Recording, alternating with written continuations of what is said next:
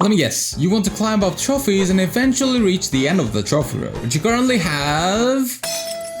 No problem, I did the math for you. So stay with me, cause today you're gonna learn what it actually takes to get trophies as fast and as efficiently as possible, and the best ways to maximize your pushes to not waste your time. But first, we need to get this out of the way. Are you here to have fun, or do you actually want to climb? You need to decide. If you're just vibing, upgrade and push your favorite brawlers. Enjoy the game! But if you're serious about climbing, you need a plan. Lucky for you, you can just copy mine, which is also the most efficient method. Push your maxed brawlers first, then the meta brawlers, and then everything else. No exceptions. This is how top players climb trophies fast, even without having a maxed out account. But no brawler is the same, and not every mode fits with your favorite picks. Each brawler has a different role depending on their class. And if you want to win consistently, you need to know what specific brawler you need to pick in each situation. So these are all the brawlers in the game classified by their classes, and these two lists explain what classes are good in what maps and modes. For example, Rose is a tank, and tanks are really good in Brawl Ball, Gem Grab, and Hot Zone. They're also good in closed and bushy maps. From all that, we can assume that Rosa, despite being an F tier brawler right now, will always be a good pick in maps like Double Swoosh or Center Stage. So check the map, check the mode, and pick accordingly. But if you're not sure, look at what other players are playing in that map and mode right now, and either pick a similar brawler or try countering them. And speaking of counters, this is a list of all brawlers categories and their best matchups as well as their worst counters. But how you pick brawlers is just as important as how you push them. Just copy my strategy. Pick one brawler, master them, and push them as high as you can, ideally to max tier. Once you've squeezed out every trophy you could, move on to the next one. And here's where brawler classes become useful again. If you main a specific brawler, chances are you'll enjoy playing with other brawlers from the same class too. So test them out and see which one satisfies your needs. This is how you build your skill and climb up trophies fast instead of getting stuck trying to master all your brawlers at the same time. Now let's be honest, Showdown is really fun, but it's also the mode you should be playing the least. Why, you ask? It teaches you to play solo, avoid fights, and rely on luck. The real skill and the fastest trophies come from 3v3s. Here you actually learn teamwork, positioning, and how to win consistently. Brawl Stars is a team game after all, so if you want to reach higher ranks, you should focus on mastering 3v3s. And when you do, your trophies will skyrocket. But your brawler isn't the only thing that matters. You need to pay close attention to what your teammates pick too. Now if you don't have teammates, join our Discord server and find like-minded people who actually want to push too. The link is in the description. But your team composition always depends on the mode you're playing, and it always needs to have good synergy. So let's analyze the types of brawlers you need for each mode. For Gem Grab, you need a gem carrier, an aggressive brawler to pressure the enemy gem carrier, and a defender to help your gem carrier out. For Brawl Ball, you need a high mobility brawler to score the goals, and then usually two defenders/controllers. For Heist, you usually need two brawlers to deal damage on the save, and then a defender again. For Hot Zone, you need one or two zone brawlers to capture the zone, and one aggressive brawler to pressure the enemy. For Bounty, you need three passive brawlers most times to get kills from a distance, but try experiment with two passive brawlers and an aggressive one too. And lastly, for Knockout, you need two passive brawlers and a gas brawler that can do well when the gas closes in. Aggressive brawlers are usually tanks and assassins, while defenders are their counters, so anti-tanks, and passive brawlers are snipers and throwers. But now that you know what types of brawlers you need for each mode, it's time to analyze the most important thing of all: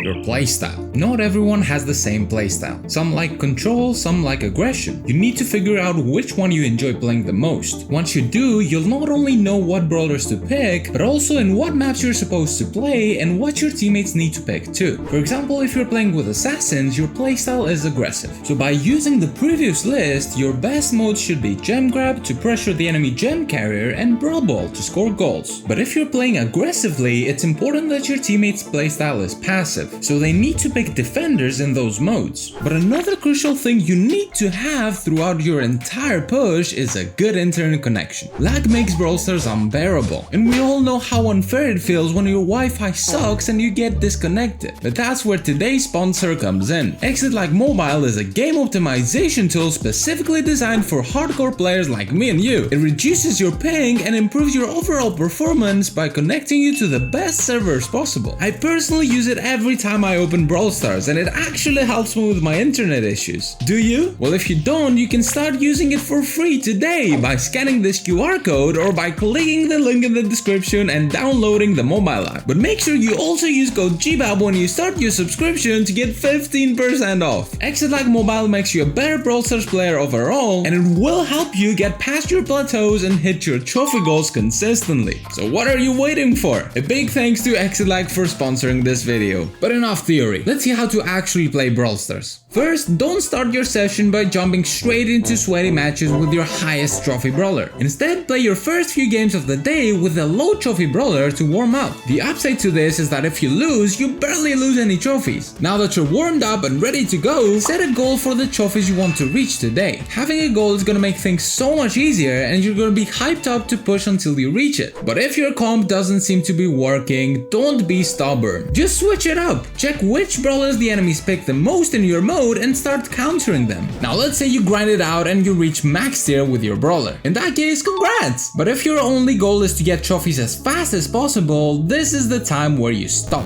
Because sometimes less is more. You'll lose those extra trophies at season reset anyway, so move on to your next brawler and keep getting trophies. Every single match stacks up, and as a result, you become better over time. So when you do change brawlers, the matches will be easier, but they're actually not. It's just you and the skills you got from your previous push. Plus, you'll have more fun pushing that way. The only time you should push above max tier is if you want to get the Mega Box. It requires 400 seasonal trophies, but it has a chance of dropping 100 gems, which is a lot, especially for free-to-play players. But you should only consider pushing for that if you've already hit max tier with at least 10 different brawlers and you have some experience with higher trophy pushes. But I saved the best for last. Be aware of this. Trophy pushing isn't just a sprint. It's a marathon. You're going to lose. You're going to tilt. But if you have a trophy goal in mind, you need to stay calm, avoid toxicity, and take breaks when you're frustrated. Push regularly and don't let a bad streak ruin your progress. We all started from somewhere. We were all noobs at some point, so the only difference between you and the top players is consistency. Stay consistent, enjoy the game, and you'll get there, trust me. If you master all these tips, you'll climb up trophies super fast. Your next milestone is waiting. You just have to put in the work and get it. But now let's check out the math behind all this. The best part about it is that this formula works no matter your current trophies or your goals. So first, set a realistic trophy goal for your everyday pushes and see if you can keep up with it. Once you do that, follow this equation. Subtract your current trophies from your ultimate goal and then divide it with the amount of trophies you plan to gain each day. This will show you exactly how many days you need to complete your push. For example, if you have 80,000 trophies and you push 1,000 trophies per day, you'll reach 100k trophies in just 20 days. It's that simple. Now if this guide helped you, hit that subscribe button to not miss out on any other videos. But if you want to see how to max out your account mathematically, you should watch this video. And hopefully I'll see you there.